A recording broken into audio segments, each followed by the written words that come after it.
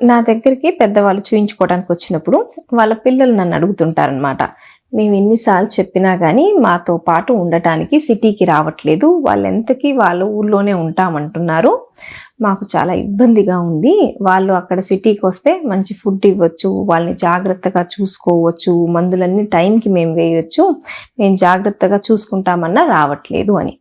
So దీంట్లో ఏంటంటే ఇప్పుడు పెద్దవాళ్ళ వైపు నుంచి ఆలోచిస్తే చాలాసార్లు సోషల్ లైఫ్ అంటే చుట్టుపక్కల ఉన్న వాళ్ళు, వాళ్ళ ఫ్రెండ్స్, రిలేటివ్స్ అందరూ చుట్టుపక్కల ఉంటారు కదా ఊర్లో, ఇది పెద్దవాళ్ళకి చాలా ఇంపార్టెంట్. వాళ్ళు హ్యాపీగా ఉండటానికి 10 మందితో కలిసి రోజు మాట్లాడుతూ తిరుగుతూ ఉంటే వాళ్ళు హ్యాపీగా ఉంటారు, వాళ్ళకి రోగాలు వచ్చే అవకాశం కూడా తక్కువ. అలాంటి వాళ్ళని తీసుకెళ్ళి సిటీలో పెట్టినప్పుడు, ఇంట్లో పెట్టినప్పుడు వాళ్ళు బయటకు వెళ్ళలేక, ఎవరితో కలవలేక చాలాసార్లు ఇబ్బంది పడుతుంటారు.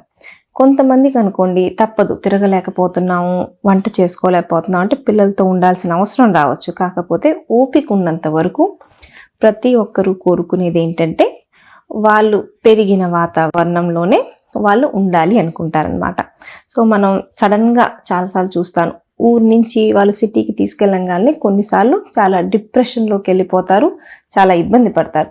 కాబట్టి పెద్దవాళ్ళకి వాళ్ళు చేసుకోగలిగే ఓపిక ఉన్నంత వరకు వాళ్ళు ఉన్న చోట ఉంటున్నట్టే చూసుకొని వాళ్ళకి అవసరమైనవి మీరు ఉన్న దగ్గర నుంచే సమకూర్చడం అనేది మంచి పని. మనతో పాటు తీసుకెళ్ళిపోయి సిటీలో ఉంచాలి అంటే చాలాసార్లు ఊళ్ళల్లో పెరిగిన వాళ్ళు ఉన్నవాళ్ళు అట్లా ఉండలేరు.